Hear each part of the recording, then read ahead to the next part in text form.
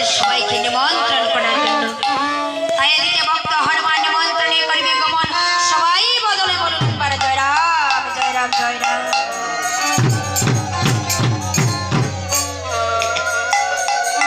তাই ভক্ত হনুমানে মনে মনে ভাবছে,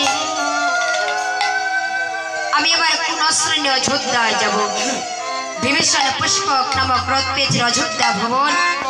পুষ্পক নামক রথের পাখা আছে, রথ হয়েছে পতন, পতন হয়ে ফিরে এসেছে অযোধ্যা ভবন।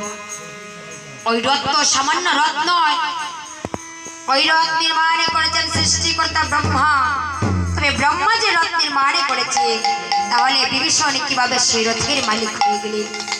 তাই এবার তত্ত্ব কথা কারণ কথায় আমি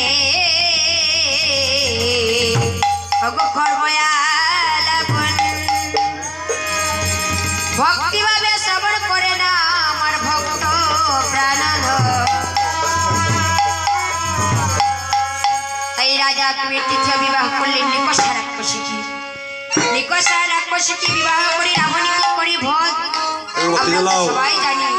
রাবণ তার তিনটি ব্রাতার কথা আমরা সবাই জানি, কিন্তু রাবণের চারটি ব্রাতা আছে আমরা তো ভেবে দেখিনি।